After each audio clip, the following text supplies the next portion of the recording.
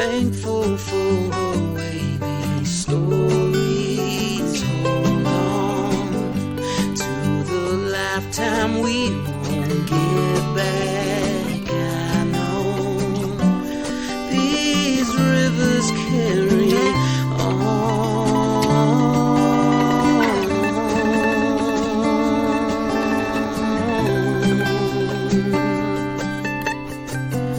People tend to stick to you after time. Places tend to do the same as we do. This river carries on and on. Hello and welcome to Kankakee Podcast, where we talk about the people and places of Kankakee County. I'm Jake LaMore, and I'm pleased to welcome someone who helps hardworking moms in Kankakee County go from anxious to energized. Sarah Falk, welcome to the podcast. Thank you very much. Happy to be here. I love how that is trademarked, too. You have that. Don't take it from me. That's why, it's so fun. When I was doing the prep work for this episode and I went to your website and I saw that little TM right next to that sentence I just read off, I said, well, I got to use that now. She's got it trademarked, so it must be important, Yes. So, Yes. Which I love, though, anxious to energized. That's great. That really kind of summarizes, obviously, what you do. But we'll get to all the anxiety and anxiousness. But first, I like to always start from the very beginning. Where does life begin for Sarah Falk? In Sheboygan, Michigan. Sheboygan! Oh. Not to be confused with Sheboygan, Wisconsin. I always thought that was interesting that there's the Sheboygan, Michigan, and Wisconsin. I forgot that. That's right. Sheboygan with a C. Is the other one spelt with a... With an S. It is. Mm-hmm. And that is a very lovely trip if you want to take a nice car ride from Sheboygan, Wisconsin, along the coast to Sheboygan, Michigan. So Sheboygan, Michigan is way up there too, right? Way up there. Is it in the UP? Or It is not. Is it just like It's northern lower peninsula. Yeah. Okay. Wow. Mm-hmm. So is your family just originally from there? Yes. Yes. They lived there for a long time? Yes. That kind of thing. So how in the world did you end up down here in Kankakee County? Long story short. Well, I like long stories too. Okay. So. If you want to make it a long story, I'm good for that. Sure. Well, I went to undergrad at Greenville College in Greenville, Illinois. So I had Where's been. Greenville? Greenville is just off of Route 70 on your way to St. Louis. Okay, so that's down there. So it's down. Yeah. Yeah. Up and then we're down. Right. Okay. And so after undergrad, I wanted a bigger city because Greenville is very small, and went to Michigan State and thought, okay, I conquered East Lansing pretty quickly. I found my way around. I got to know a lot of people. I love people. I love big places and big crowds. I'm very extroverted that way. And so I thought, well, what better place, number one, to be around a lot of people, and number two, maybe to find a husband. Oh, okay. Yes. Than Chicago. So I came to Chicago and was working and living here, and actually did meet my husband, but actually met him through a friend living in Kankakee, and he was living in Kankakee. So your husband is from Kankakee? He's from Massachusetts. Oh. I love where this is going. Right? No, he's from like the greater Boston area. When he had graduated and was looking for a teaching job, there were like 2 high school social studies positions available in the USA. And one of them was at St. Anne. And so he moved there, and my friend introduced us, and the rest is history. Probably there's not many of those positions open, because usually when someone teaches high school history or social studies, they're usually there forever until they retire. Right.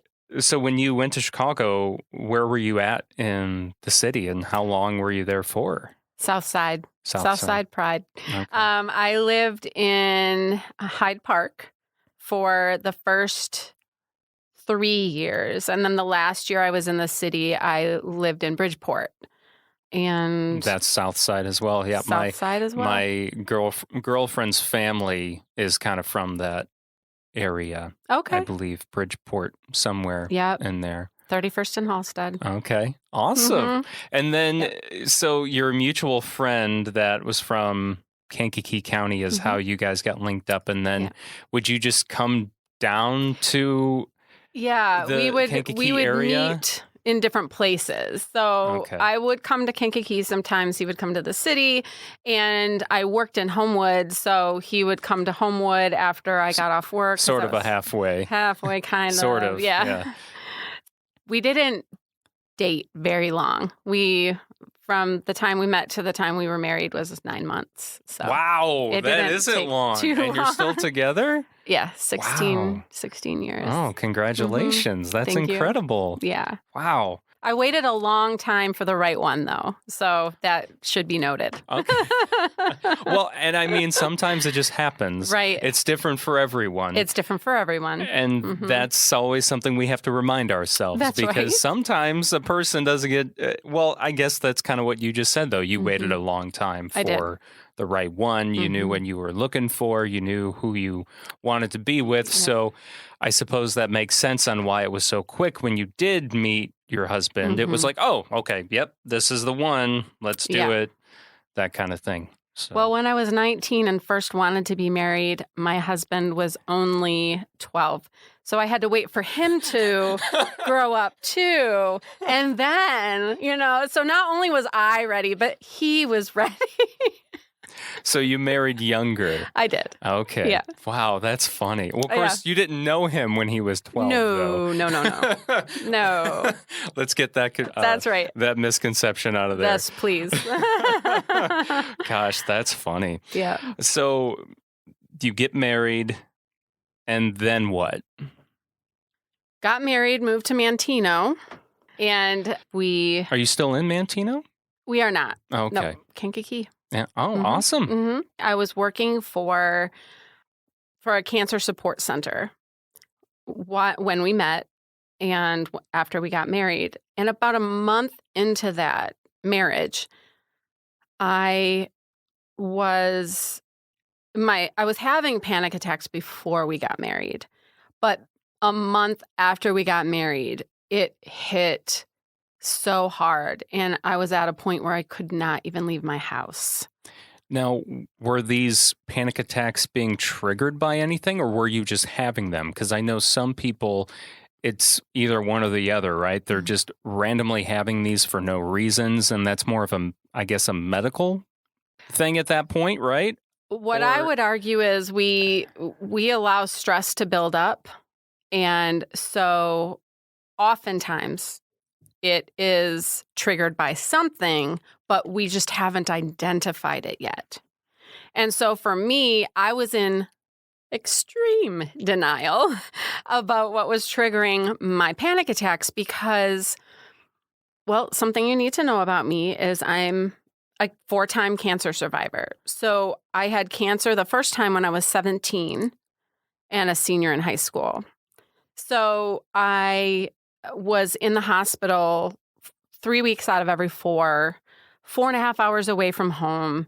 It was a dire and traumatic experience for me. I did very well in treatment, as in my cancer responded well to the treatment. And I had major surgery during that time as well. So I have a titanium rod in my left leg because the bone cancer was in the femur. So that's what you had, was bone cancer. I had bone at cancer 17. At 17.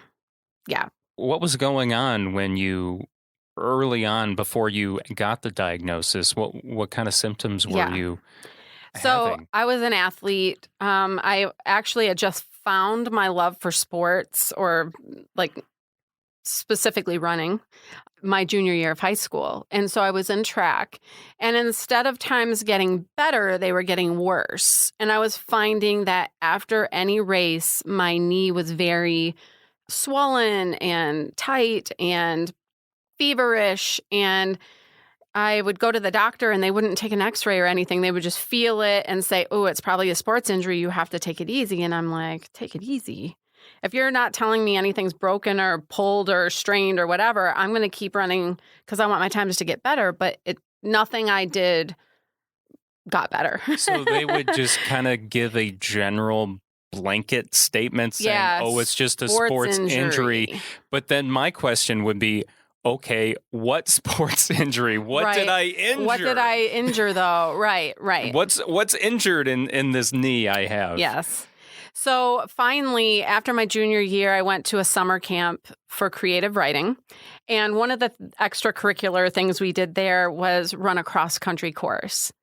And I loved it. It was fantastic, but my knee was hurting. And by the end of this, I can't even explain this to you other than my body, like my soul knew before my brain knew that there was something very wrong. And I was weeping by the end of this run, like something is wrong with me. And so I went back to the dorms and I called my parents and I said, when I get home, I need to see an orthopedic surgeon. There is something wrong with my knee. 17 years old. How I knew to ask for these things, I don't know. But it was like at that point. I would say, one, you're very smart. And two, when there's something wrong with your body, if you're your soul knows. If you're in tune with your body, you know when something is just not right. Right. Whether you get it checked out and it turns out, okay, you're fine. There's nothing majorly wrong with you. It's like, okay, well, at least I checked it out. Right. But there was. But there was. And it's very strange. That's something you don't hear of, a 17-year-old having trouble with her knee just being inflamed, even though there wasn't, it's not like someone kicked your knee or there was some type of thing like that. So you go home from camp, and is that when you see the orthopedic surgeon then? Yes. Okay. And then there was a slew of tests after seeing him because he took an x-ray, and that day, he took the x-ray and showed my mom and I, because it was just the two of us, and we're not thinking anything. Like, well, now we'll get an answer and I'll feel better soon. And he says, see this? And he shows us this dark circle in my left femur and says, that's either an infection or a tumor. And my mom's face goes white. And she's like, a tumor? And I'm still not there. I'm like, oh, whatever. Like, I had a friend in band who had an infection in her knee. They drained it. It was no big deal. That's what we're looking at here. Like, that's where my head is. And I'm like, finally, someone knows what to do. But then after having the tests, they said, you need to go and get a biopsy of that thing we're seeing. To determine what type of growth it is. Yes. So they do the biopsy. They discover it's what? It's osteogenic sarcoma, so bone cancer. And do they know what causes that? Is it just genetics? Does your family have a history of? No history of bone cancer. No. And I'm kind of a medical anomaly in some ways because as time went on, and this is also part of my story, is having some genetic testing after my second cancer diagnosis in 2015, we found that I have Li-Fraumeni syndrome, and no one in my family has it. So usually that's hereditary, but because it is a genetic factor. But everyone has TP53 gene, and mine just happens to be mutated, which means it leaves me predisposed to certain kinds of cancer. So that's how they know you've developed these. So that kind of explains that bone cancer at an early age, that kind of thing. Okay. Yeah. So, you get the biopsy done. They check it out. It's cancer. It's cancer. And are they able to remove? So first you have to have adjuvant treatment, which means you're having chemotherapy to try to kill that tumor or kill the cancer. And then halfway through they because it's in a place that they can't just go in there and cut it out. But cutting it out doesn't fix it doesn't. There's still those cells. It's still those cancer cells. They want to try to kill the cancer cells first. And what time frame are we talking here? Like, as far as what year this is going on? This is going to age me. Oh, that's okay. I'm not trying to age you. No, I'm that's just trying okay. to get So 1991 was when I was diagnosed, July 1991. Were you born then? I was around. Okay. I was 1. You were toddling. I was 1 year old. Yes, Yeah. yes. Yep. I was toddling. So, yes, 1991, July of 1991, I was diagnosed at Mayo Clinic in Minnesota, and then came back to Michigan, but had to drive 4.5 hours to Ann Arbor for my treatment at University of Michigan. It was the closest. Yeah, because what, Sheboygan, we didn't really talk about that, but I assume it's small. Very small. Yeah. Very small. So you don't even get surgery. You're starting to get chemo Yeah, at this so point? I have chemo for 6 months, then surgery. And then what they want to see there when they take the tumor out is they want to see cancer cells, like dead cancer cells. And so they're able to test at that point to see what percentage of response, quote unquote, that tumor had to the treatment. And thankfully, mine was like 99%. So it was mostly dead. So they were able to take that out, but then they want to continue with like a preventative kind of treatment. And so I had 6 more months of this treatment. Now for, 1991, I don't know, what is chemo like in 1991? Has it changed much? Is it? I was going to say, you're not going to like to hear this, but it's much like it was when I had it in 2015. That's insane. It is completely insane.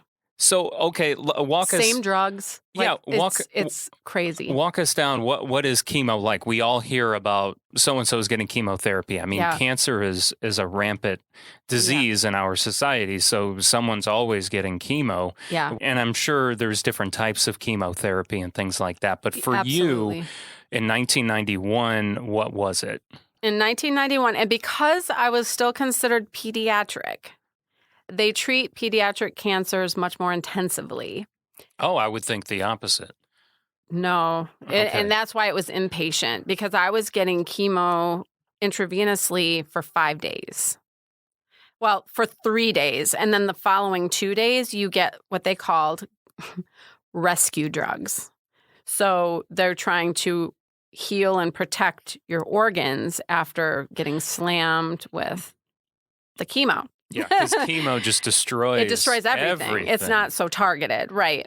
It looked like I wasn't in the bed all the time, but I got very sick. And actually, toward the end of my treatment, I was just taking they had to give me high doses of anti-nausea, like a pain reliever. And I was really out of it for a lot of the time so that I wasn't just throwing up for 5 days straight.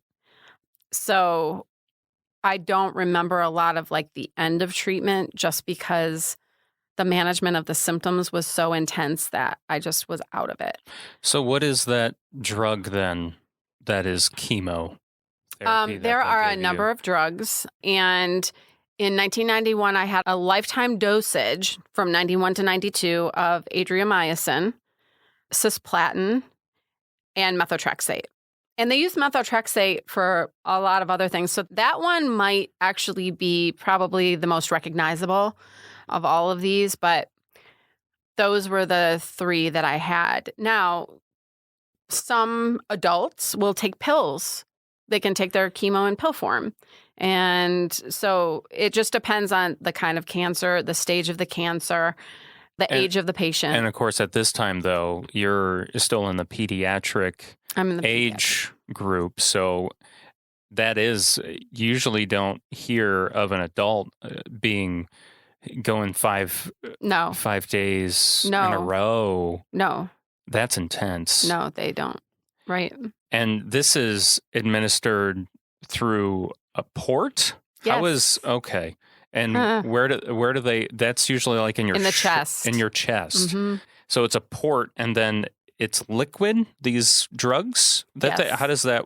Yeah. So the port it's a metal base with like a rubber round landing pad, let's say. Okay. And then there's a tube that's attached to that so that when they insert the needle into the landing pad, The liquid drugs can go directly there, and then that tube is placed somewhere around your heart so that it can just immediately just be pumped right into your bloodstream. That's the reason why it's there. Real in quick your delivery. chest. Okay. Yeah. Not in your arm. In your arm, Right. it would take a very long time to get. It would take longer. Yeah. Yeah. So you're saying, what, 5 days a week, you said? 5 days a week. For 6 months? Or was for it? 6 months before the surgery and then 6 months after. Okay. Well, I guess 5 months after. Because I started in July and ended in June. So when they administer the chemo, mm-hmm. then what happens? You're just hanging out sick. in the hospital? Yeah. So if I'm sick, I'm in the bed. But I mean, you're there and you're meeting people, and that floor was very busy. And at first, I was very just angry and did not. Well, you're a teenager. Yes. And this was just, I was like, am I being punished? What is happening here? Why is this happening? And so my mom very wisely said, okay, Sarah, you can do this. This year can be like this if that's what you want, or we can do something else. It can be what you make it. And so thankfully she had that talk with me because I very quickly recognized anger takes a lot of energy. And I just didn't want to do that. I didn't want to spend my energy there. Especially when you didn't have that much going through right. that therapy. Right. Going through that chemo. Mm-hmm. So very quickly, I was able somehow through journaling and prayer and my mom being so supportive, and my community, Sheboygan, Michigan, was amazing to our family. I can't even tell you. I wrote a lot about it, but it just all of the ways that they supported us. So I just turned it around. And so then my mom and I became like the hostesses of the pediatric floor. And so anytime there was a new patient, a new diagnosis, and the this nurses was at would... Mayo Clinic, right? No, this was at in Ann Mott Arbor? Children's Hospital in Ann Arbor. In Ann Arbor, okay. Yep. So my mom and I would be called in to orient the new patients, and we would give them little tips like, when you're on chemo, everything stinks. So we had found just an item that you could put essential oils on. And like if you just carried it with you and kept the essential oil by your face, that helped with the Why is smells. that everything stinks? Yeah, I don't know. You don't know the reasoning behind it? No, just everything. I mean, everything's messed up. Your taste buds, your hair follicles are dying, so your hair is gone. And just like everything is just, it's just hard. Yeah. It's so hard. Yeah. Hopefully I never find out. Right. That's right. But so you go through the 6 months of chemo, and then it's time for surgery. And the reason for the surgery is to what? Just see what's there? They have to remove the tumor. Or now they're actually removing the tumor. And at that point, it's much smaller, I assume? That's what they're hoping for, right. Unfortunately, and I don't know why this was back then, and this was the day after my 18th birthday, I go in for surgery and they say, well, here's what we're going to do if we can. And that's drill a hole in your femur, drill a hole in your tibia, put titanium rods in there. We're going to have to do a complete knee replacement and patch up that place, that place where the tumor was, and reinforce that. Why a knee replacement? Is it because your whole knee was consumed by the cancer? It was in the femur, but in the place, I guess where it was located, it was impacting the whole joint. So they said, that's what we're going to do. And this was a groundbreaking surgery back in 1992. It's limb salvage surgery. And they said, if we can do it, that's what we'll do. If not, then we'll have to amputate your leg just above the knee, just above where the tumor is, wherever we can get clear margins. So I just turned 18 yesterday, and I'm going into surgery not knowing if I'm coming out with a leg or not. Oh, my gosh. Yeah. It was something else, let me tell you. No wonder why your work is from anxious to energized. Yes. I can't imagine the amount of anxiety you went into that surgery, just wondering what you're going to come out with or without. Right. So, okay, but they end up doing that surgery. You have your leg. They're able to do it. They send the tumor away. They let us know like a week later that the tumor was 99% dead. And that is joyous news for us because the higher that percentage, the more unlikely recurrence. So we're very happy. But during the course of this time, and this is why this is so important for my panic attack story. Okay. I had 2 social workers in the hospital. And because they were doing rotations. So the first 6 months I was there, I had Laura and she was fantastic. And she sat by my bed and talked with me and cried with me and always had some information to share with my mom or, resources that we could tap into for financial support and this kind of thing. And so it was wonderful. She was a wonderful person. And then she rotated out. And I had a second social worker who I saw twice. She came to my door, did not come into my room, came to my door and said, "Do you need anything?" And my mom and I were like,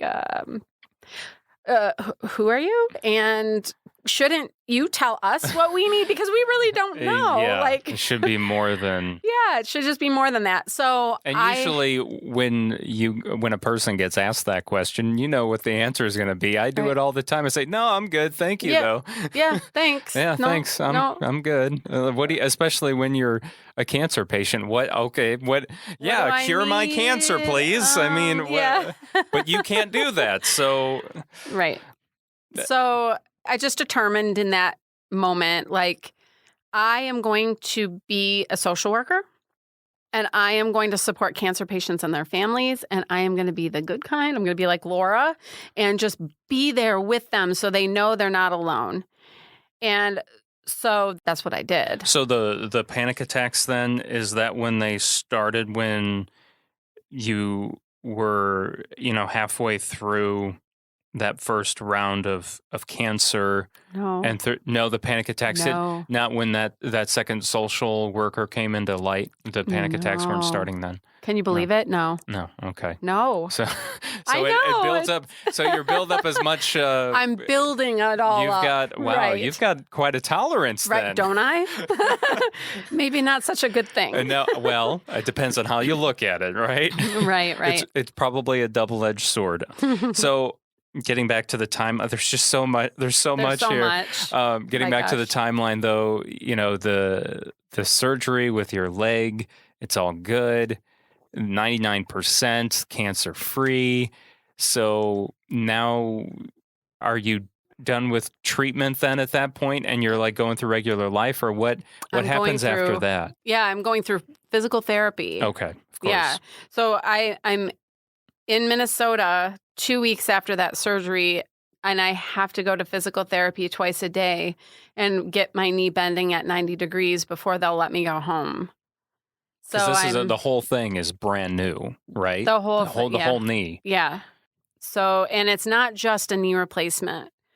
I love the fact that people who have knee pain, adults, can go in and have a knee replacement and leave pain-free. Like, that's a beautiful thing. That is not what I experienced. And is that because of the rods that you had put in? Yes. I mean, drilling into my bone. Yeah.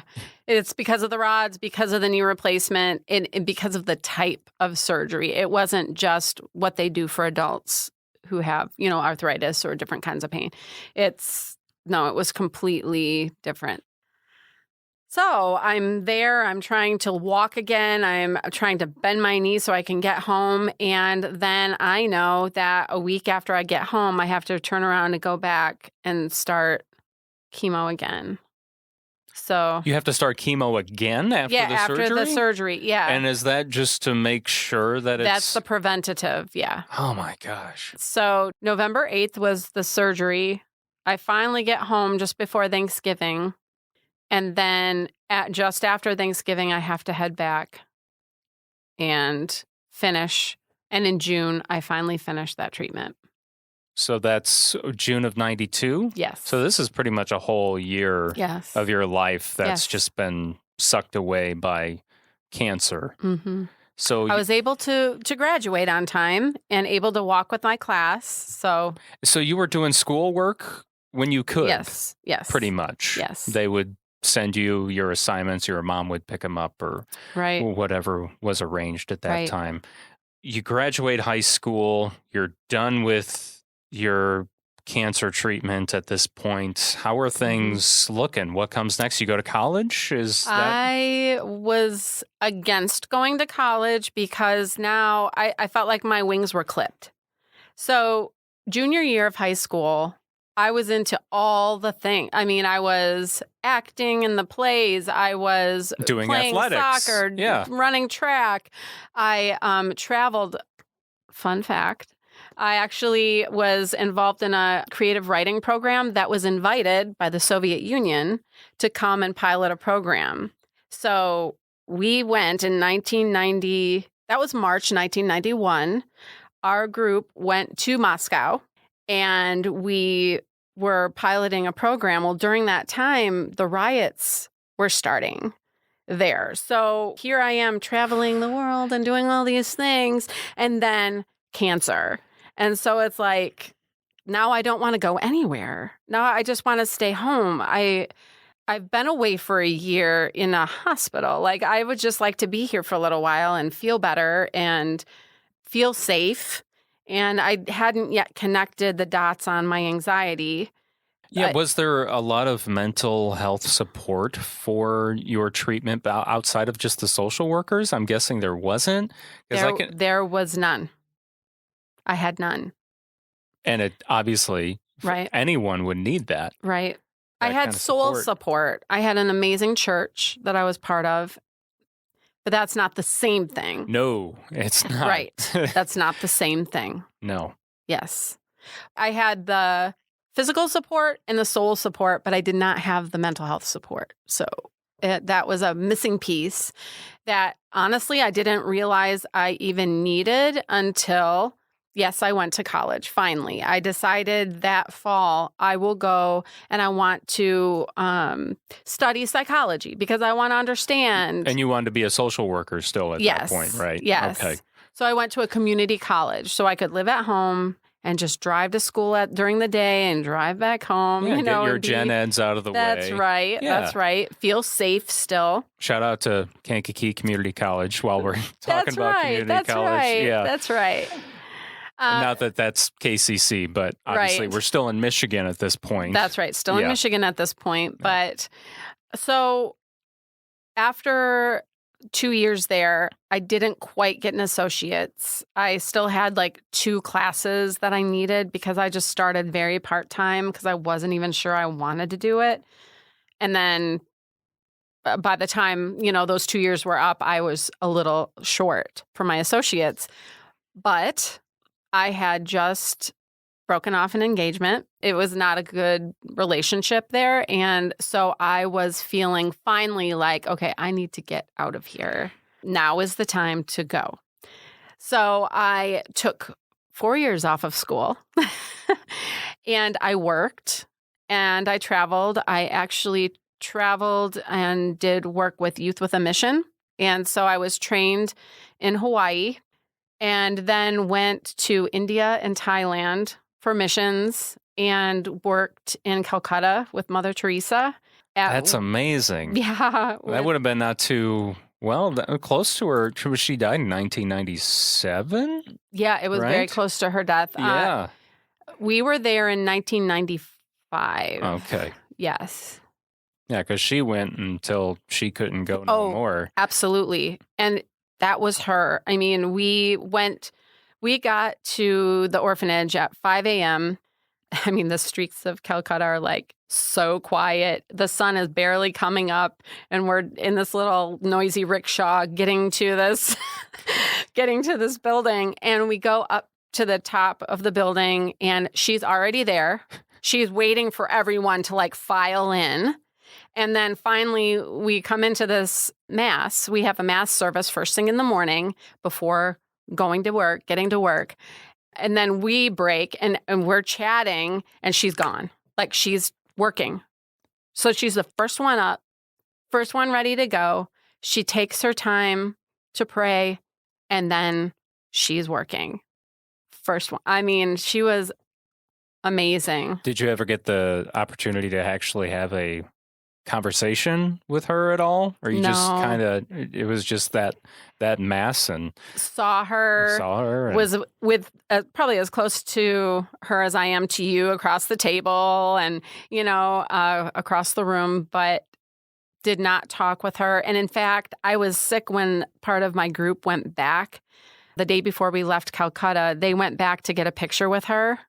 And apparently the story is it took some doing because she didn't want to stop for a picture. She's like, she was just so humble and so invested. And so her life was ministry and just. Any picture that So I've ever amazing. seen of her is never a posed picture. No, It's she's like in always- motion. She's always in motion. She's always taking a picture of her. She's busy doing her work. You never see a Yes. posed picture Yes. with her ever. So Yeah. I think, that goes right along with Yep. what I remember. So you get done you did that for 4 years, these Well, different mission trips, or? I did missions work there, and then I came back home and I worked, and then I served at my local church. And Still in Michigan. Still when in you Michigan. came back home. Okay. Yeah. Then you went to Greenville eventually? Then I went to Greenville. Yep. Okay. And after my bachelor's, I just knew right away I need to get my master's in clinical social work. I just need to go right there. So I got my bachelor's in psychology and religion, and then went to Michigan State for my master's in clinical social work. Then you eventually make your way here to Illinois, Yes. to Chicago, Yes. right? Okay, getting back to, I guess this is an ongoing thing, those building up the anxiety into those panic attacks. When were those starting to happen yet? Not yet? No, not yet. So were you seeking any mental health treatment at this No. point from... No. You were just seeking and learning about it yourself. I was learning, yes. And you thought maybe by doing that would help you kind of deal with what you were dealing with? Yeah, well, like so many of us, I thought I was fine. You know what I mean? Like I was able to function. I could keep up the pace. I thought I was fine. But what happens with stress is it catches up with us. We can't just keep going. Eventually, our body in some way, shape, or form is going to say, hey, wake up here. Yeah. Like, take a look at this, please. So when you do move out of Michigan and you move to Chicago, you start working right away at a cancer support center, right? Is that where you... I had to make my way there, but that was my dream job. If I had to draw it up, that was the job I wanted. And when I found that cancer support center, before I was employed there, I was like, oh, I want to work there. So I knew about it for 2 years, but I was working at Community Mental Health Agency and doing group programs with chronically mentally ill patients and just dreaming of the day when I could work at the Cancer Support Center. So after 2 years, I was able to obtain my clinical licensure and finally able to apply for a job at the Cancer Support Center and got it. And so I started working there. And a little bit around that time, there were some family issues back home that were very distressing. And so I felt torn, like I can't be there. I'm here. I've got my dream job. That's exciting. But it was then that I started having panic attacks. That was the icing on the cake. Yes. Was the family issues happening back home. And starting work at the Cancer Support Center. Sadly. Because it made you think of your own experiences? Correct. It was all cancer all the time. And of course, I mean, that's what I signed up for. That was what I wanted. That's why you wanted to be there. You can relate to these people. That's right. But sadly, I could relate to these people. And so it was like, that was the catch-22. But you didn't know how to deal with it almost after hours or... It was like PTSD. It was re-triggering. So I would hear a story and I would have that flashback. And I would even be in a counseling session with a client, having panic attacks. It came to a point where I couldn't get through a day without having multiple panic attacks. And even to the point where I was go into another therapist's office and lay on her couch and have her hold my hand because I thought I was dying in that moment. And she's like, I'm going to go get you some water. And I would freak out. Please don't leave me. And so it's like, okay, so now I'm not getting my work done and I'm keeping her from getting her work done. And it was like I had to come to terms. Sadly, after 2.5 years there, I had to come to terms with the fact that I could not do all cancer all the time. I did not have the ability to do that. So or at least at that time. At that time, right. And so that's when I recognized, okay, I need help. I need support. For those that have never experienced a panic attack, what is a panic attack like? What is it like? It is horrifying. It's terrifying because you literally in that moment, you think you're having a heart attack, you're going to lose consciousness, you think you're going to die, no one knows where you are, you won't be reached, you won't be saved. Yeah, because what's going on in your body? Yeah, so what's going what you're on? feeling is, well, do you want to know what's actually happening? Like, can I do the brain science and everything here? Everything. Just let it all out there. So we had to geek out a little bit Let's here. geek out on, we need to get everything about panic attacks. Yeah, okay. Well, I'll try to encapsulate it here. So basically, you have a survival instinct, which is your stress reaction. You may have heard it as a stress response, but in my jargon, in my world, I call it stress reaction because you don't have control over it as you would a response. That's right? true. That's so true. Yes. It's a reaction. I get what you're saying. Yeah, yes. That makes sense. Okay. Yeah. So this stress reaction occurs and we're triggered by a million things, and that's a whole other topic. But that when we are triggered and that stress reaction occurs, then a stress hormone is released in our body, cortisol. So adrenaline, most people are familiar with, but cortisol, not everyone's familiar with. And that's the more hard-hitting stress hormone, in my opinion, because when cortisol is increased in your system, you have an increased heart rate, your blood pressure is increased, and your blood sugar is increased. Now, this is great if you're running away from a saber-toothed tiger or have to climb a tree to get away from a bear or are getting ready to attack a rival tribe. Like, these are great things. This is great for you. Yeah, you need that. That's perfect for those moments. That's right.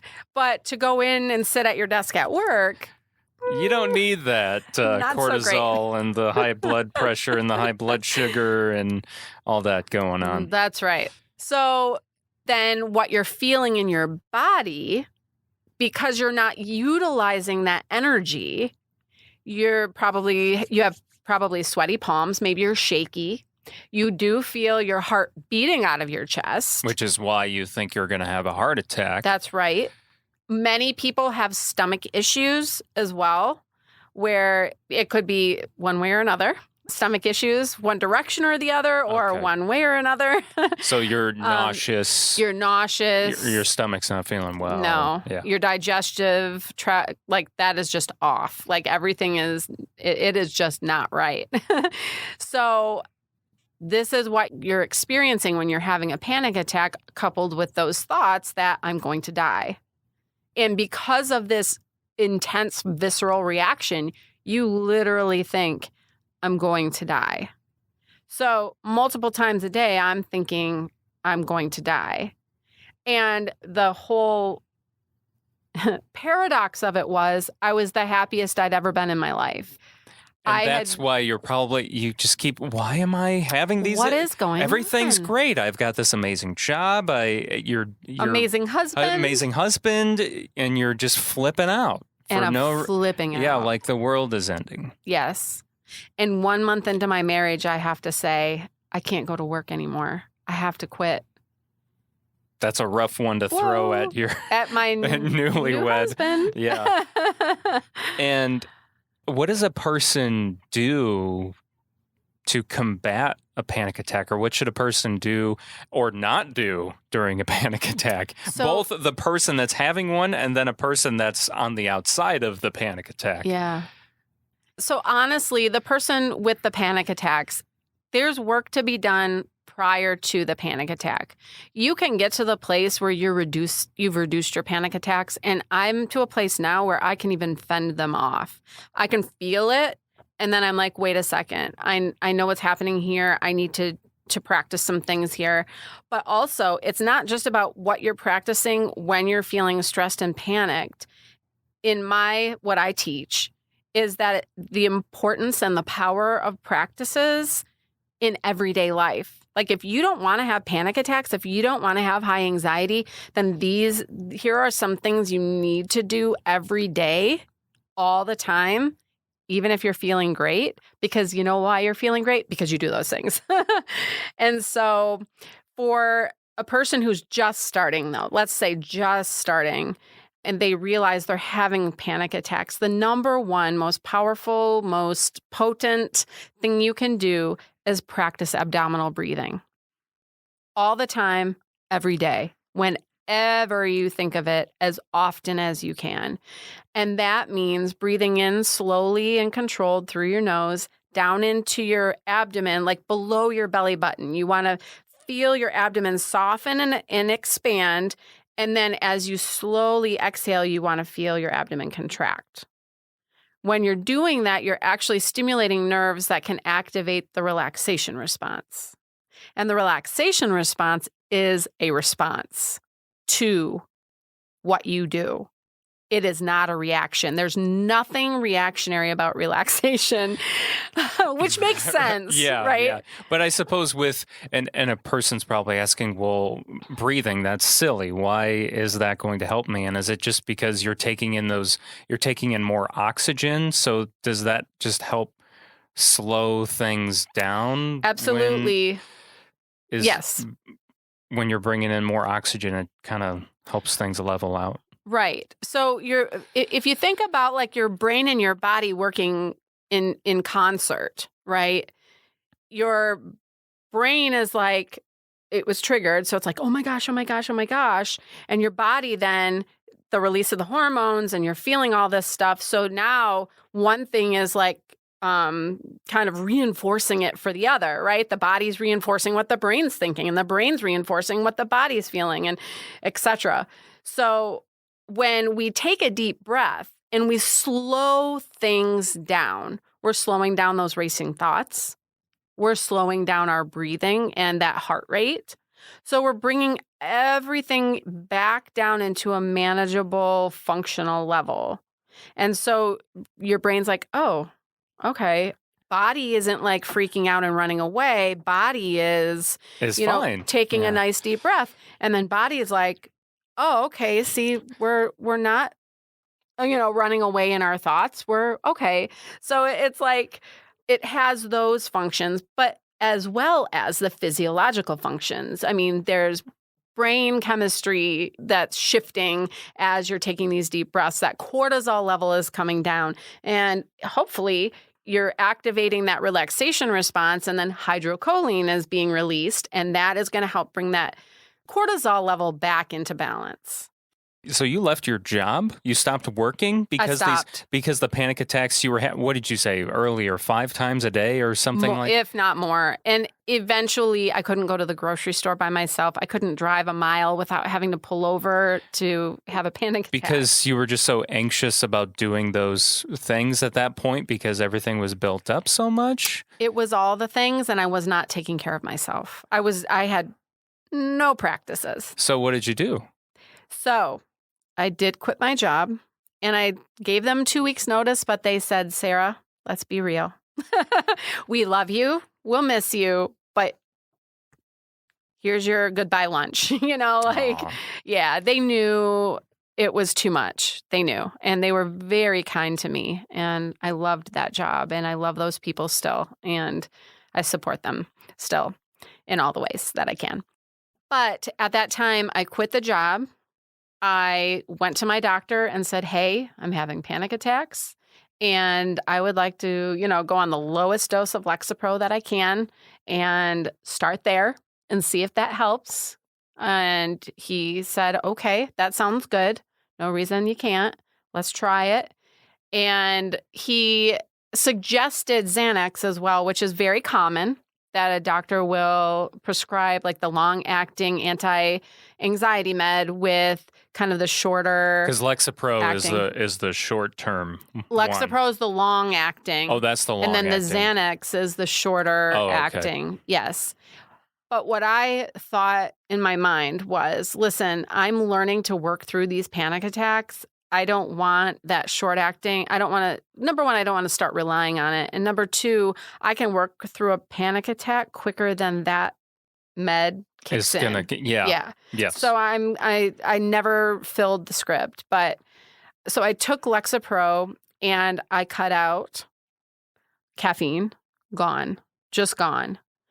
Sugar, mostly, because in our world, that's very hard. Oh, yeah. Very absolutely. hard. And there are many different names for sugar. Right. So, Yes. Many different forms of sugar. correct. So any refined sugar that I could cut out, that just obviously baked goods, right? Like, let's just start there. And I love donuts, so that was really hard for me. But so caffeine and sugar were gone. I stopped listening to heavy metal music because I'm like, well, it pumps me up. What do you call pumped up, Sarah? Right? Like, you need calming things. So I kind of switched that up a little bit. It's not that I would never, ever listen to it again. It's just, Not all the time. in very small doses. Yes. Yes. So I did that. I created what I call and what I tell my clients, refer to as with my clients, is an infusion of positivity. Whatever builds you up, whatever is positive, whatever that is, that's what you need to be about.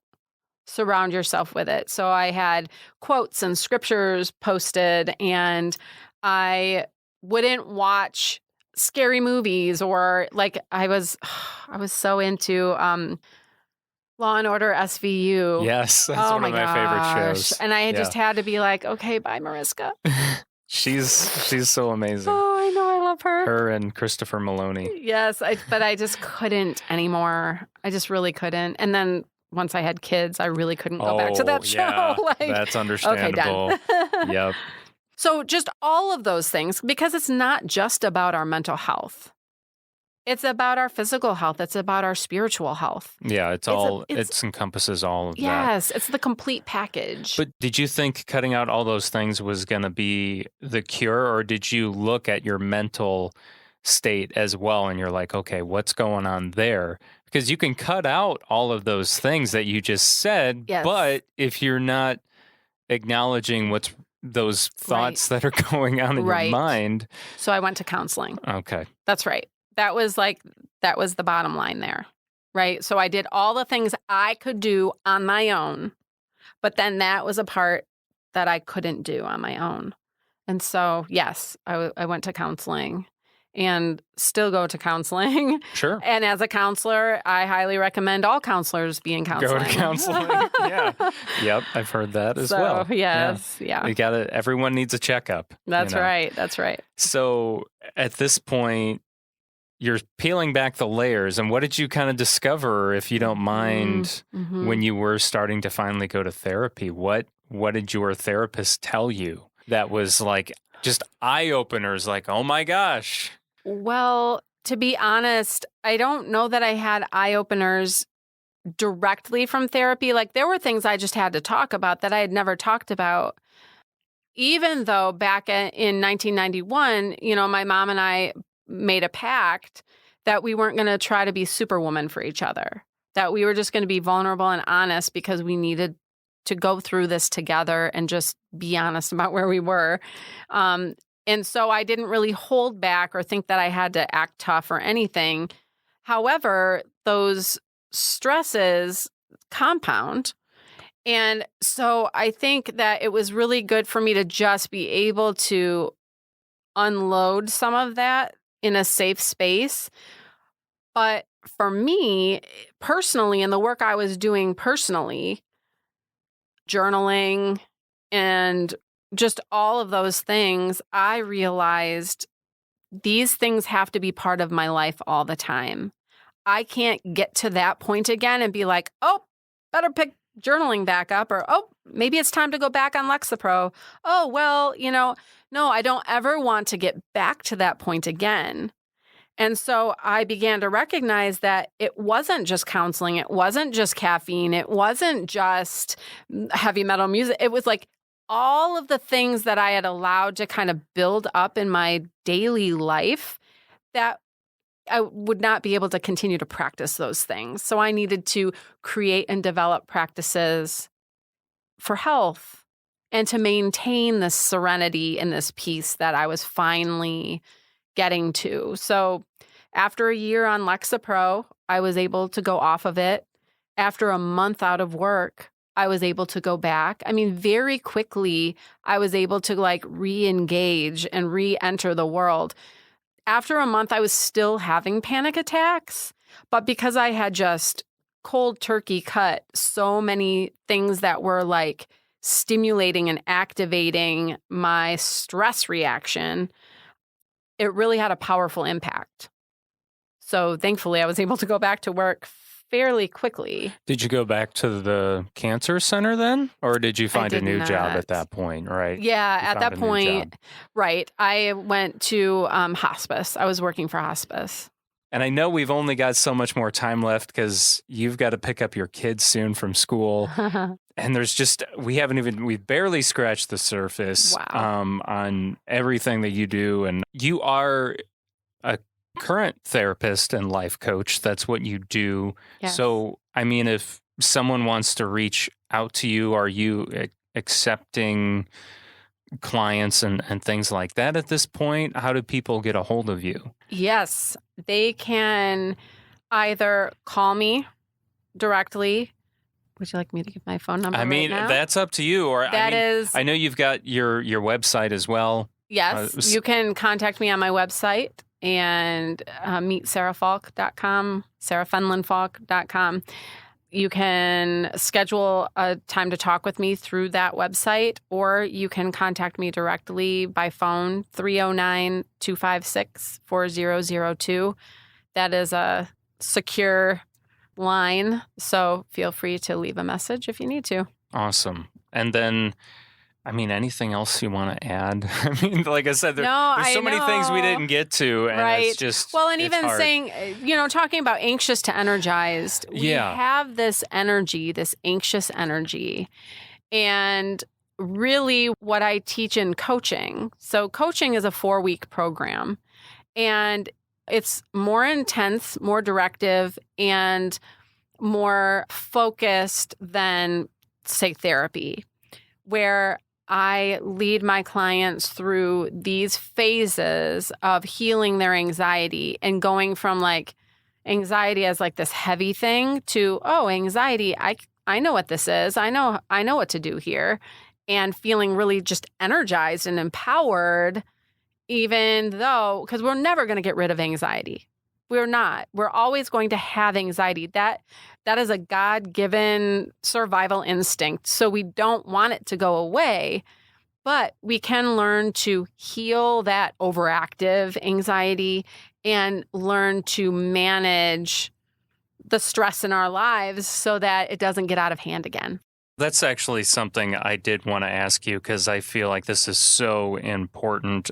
I know myself as an adult, I'm constantly on the search of the best way to deal with my anxiety and cope with it and things like that. And I know, obviously, I'm not the only one. As you said, we all deal with it. Mm-hmm. And I think a big thing is that what ends up happening is our anxiety gets passed on to our kids. Yes. And then our kids have no idea what to do with it because A, we either didn't we as adults talk to our kids about it, or B, we didn't know how to talk about it. So we just didn't say anything, or we did address it, but we didn't address it in the right way because, again, we had no idea what the heck we were doing with it. Right. So when it comes to anxiety, what should we be teaching our kids about anxiety? I think that's probably what we should leave with, because that's a really big one, because that's something I always think of too, like with my son, because he has social anxiety and he's only 5 for crying out loud. Yeah. But he's got anxiety. He's got social anxiety. So I'm always trying to think of, okay, what should I be teaching him or what should I be helping him with? I know that's a big question. It is, but I'm gonna boil it down again, and I'm gonna say it's about regulation, right? Because we talked about trying to bring that cortisol level, that stress hormone, back into balance and regulation, and it's the same with our emotions. And for kids, everything is very like in the moment, concrete, emotional, and so it's usually pretty high, whatever the emotion elevated, right? So if we can teach them regulation, which is let them have a name for it, give them a name for it, and even with my adult clients, I'll say, call your anxiety whatever you want. Name it. Give it a name like, oh, hey, Fred, I knew that was you. Like, thanks for coming by, but, there's no emergency here. So I'll see you next time, like whatever. So you can give it a name, whatever you want to name it, but then talk about how to soothe it. And that deep breathing, you can teach kids in cribs how to take a deep breath. And actually, babies, if you watch a baby breathe, they are breathing from their abdomen. It's not their chest that rises and falls, it's their belly. And so they know how to belly breathe. So if you raise your kids on belly breathing, you are doing such a service, such a kind service for them, and giving them and equipping them to regulate and to handle emotions. So that's just a real quick tip on working with kids. Yeah, and I know that's, once again, just a scratch of the surface. Just a scratch of the surface. But for more information, call. There we go. Now it's turned into a radio commercial. That's right. Oh, goodness. Well, Sarah Falk, this has been wonderful. Thank you so much for coming by and sharing your story and all that you do for everyone in Kankakee County. So absolutely. Thanks for having me. Absolutely. You're welcome anytime. All right. Thank you once again to Sarah Falk for being on the podcast. And I want to point out that this wasn't even our entire conversation. There's actually a unedited, extended version of this episode that you have access to if you are a paying monthly Kankakee Podcast patron. If you go to KankakeePodcast.com and you click on the patron tab and you pledge $20 or more per month, you can actually hear the full episode with Sarah Falk sharing the other experiences that she's had with cancer, including her journey with breast cancer and so much more. And that's not the only extended episode that you have access to. There's other episodes of Kankakee Podcast that you can listen to the extended version or the unedited version, but that's if you pledge $20 or more per month. There's also other things included in that tier of being a patron. So you can go to KankakeePodcast.com and check that out. Speaking of patrons, I do want to give a shout out to our patrons Karen Bishop, Jake Lee, Jesse Arsenal, Dave Barron, Daryl Damper, Samantha Rochnowski, Lake Iverson, Travis Garcia, Jane Bostwick, Dawn Harrison, Simon Topless, Scott Wright, Carrie O'Connell, Jamie Race, Joanne Barry, Anthony Vicelli, Eric Olson, Carl Earps, Jeff and Rosa Carroll, Teague Dreenan, Sandy and Steve Twait, and Rose Lucky. And if you want to reach out to Sarah Falk, I did put the link to her website in the show notes of this episode of Kankakee Podcast. I'm Jake LaMore. Thank you so much for listening to this episode. Please go back and listen to previous episodes if you haven't done so already.